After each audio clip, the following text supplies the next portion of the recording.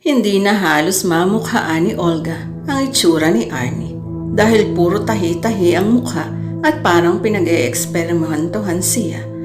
Napatakip ng bibig si Olga. Hindi siya makapaniwala sa nakita at umabot ang kilabot sa kanyang buong katawan matapos niyang matanggal ang telang nakabalot sa bangkay ng kawawang dalaga. At mukhang halos ilang buwan na ito na nakapreserve at napakiramdaman niyang gusto na itong buhayin ni Nelson. Napaupo siya sa tabi ng bangkay at maiyak-iyak siya. Hindi pa tapos ang natuklasan niyang nakakatakot dahil alam niyang maaari siyang mapatay ni Nelson sa pagkakaalam ng lihim niya. Tinakpan dahan-dahan ni Olga ang bangkay ni Arnie at pabalik na nanginginig ang paa niya. Just act normal, Olga. Wala kang nakita, sa isip niya.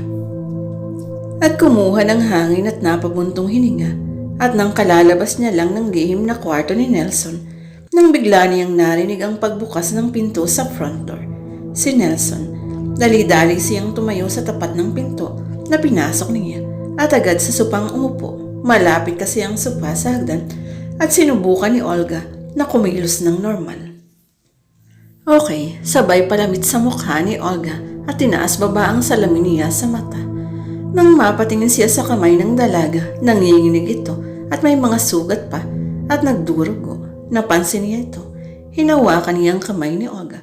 Sir, naparay si Olga. Naalala niya sa kamamadali niya na lumabas sa lihim na kwarto ni Nelson. Basag na test tube sa mesa ni Nelson. Nabubog siya.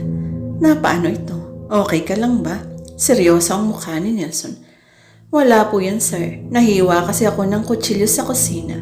Masyado akong careless. Agad na alibi ni Olga.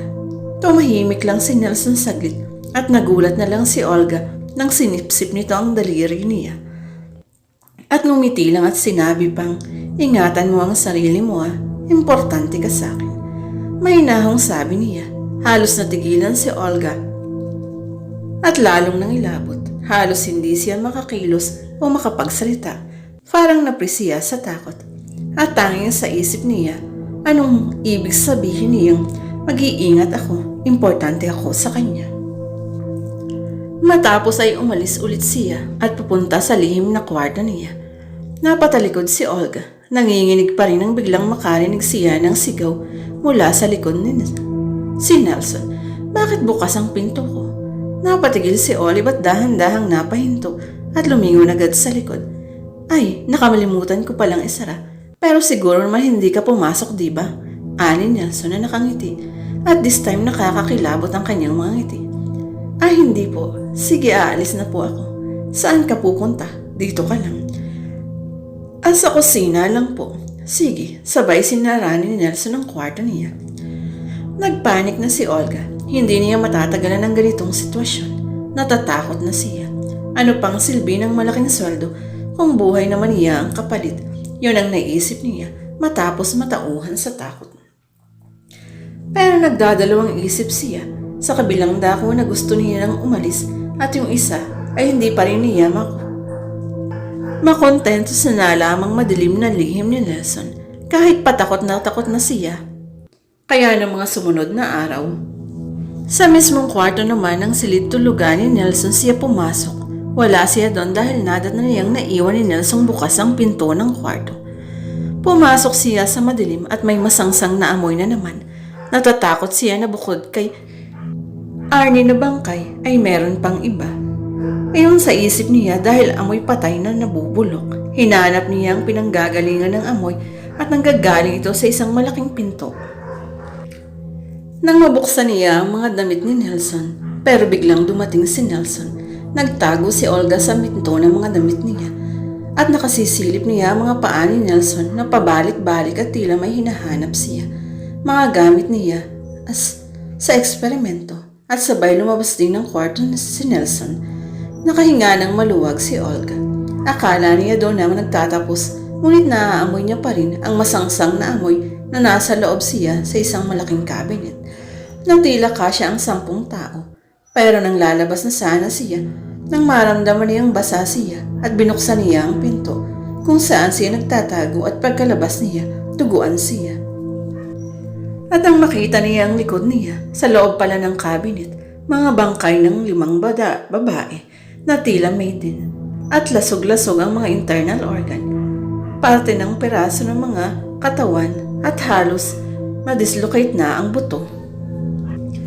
Napasigaw sa tindi ng takot si Olga at nang napatras siya sa ilabas ng pintuan ng kwarto nang hindi niya namamalayan na nasa likuran na niya si Nelson. Huwag, sabay iyak ni Olga. Importante ka sa akin, Olga, kasi ikaw ang magsisilbing bagong Arnie.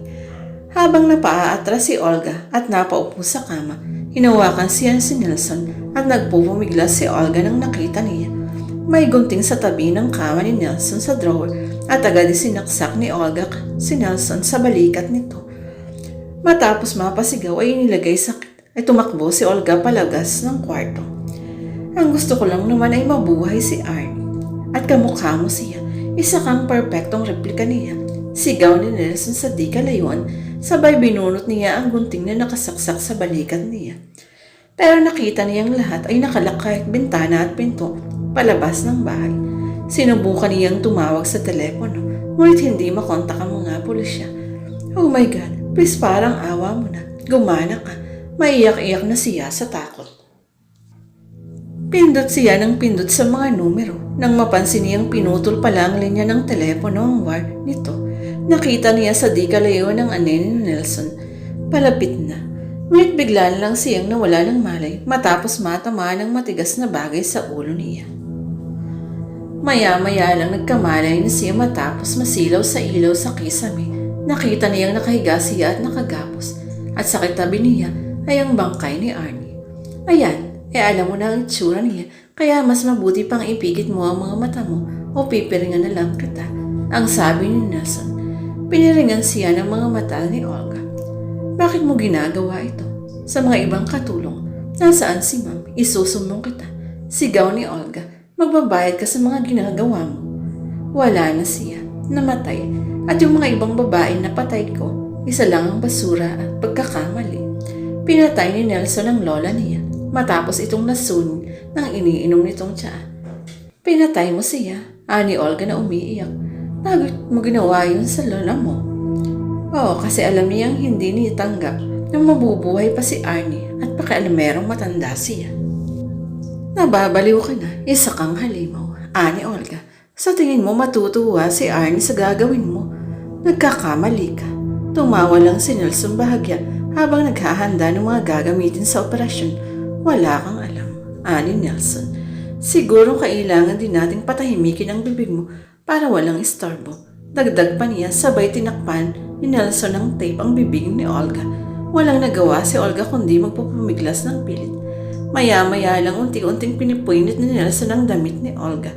Pero hindi niya pa nahihiwa ang dibdib, biglang may ingay na nabasag. At nahinto ni Nelson ang ginagawa niya nang matapos niyang mapansin na wala sa tabi si Olga, ang bangkay ni Arnie. Nakita ni Nelson ang bangkay ni Arnie, nakatayo sa likuran niya, natakip pa rin ang kumot, at humarap agad si Nelson. Napatras siya at nabasag lahat ng gamit niya sa pag-atras niya. Buhay ka, nagtagumpay ako. Ngunit sa kasabay nun, nabuhay rin ang ibang 5 bangkay ng babaeng pinatay ni Nelson. At pinagtulungan siyang patayin, halos katabi lang ni Olga at nararamdaman niya lang ang lamig ng dampi sa kanya ng tila basag na likido at ang ingay ng sigaw ni Nelson. Natabig ang higaan kung saan nakahiga si Olga. Nahulog siya at pumilit kumalas sa pagkakatali sa kanya nang nakaalis na siya. Sa pagkakagapos sa kanyang mga kamay, nakaramdam ng maluwag at agad-agad tinanggal ni Olga ang mga nakatali sa kanya. Natanggal niya ang nasa mata niya. Nakita niyang wala ng tao, kahit mga bakas ni Nelson o ang mga bangkay ay wala na, tanging dugo lang ang sahig ang naiwan. Tila misteryoso na lang naglaho ang lahat. Matapos nun, sumapit na ang mukhang liwayway, saka dinumog ng mga pulis ang bahay. Ayon sa investigasyon at kwento na rin na mahal ni Nelson si Arnie, ang kapatid niya. Ngunit natapos na mamatay ito sa malubhang sakit si Arnie. Walang nagawa ang mga doktor. Nagamutin siya kaya isinumpa niya na mag-aaral siya, maging doktor para mabuhay niyang pinakamamahal na kapatid.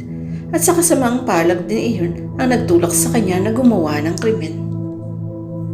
Paglabas ni Olga sa mansyon habang duguan ang itsura niya at habang inaalalayan siya ng mga pulis, nakahinga na ng maluwag ang dalaga at sa isip niya, sa wakas natapos na din.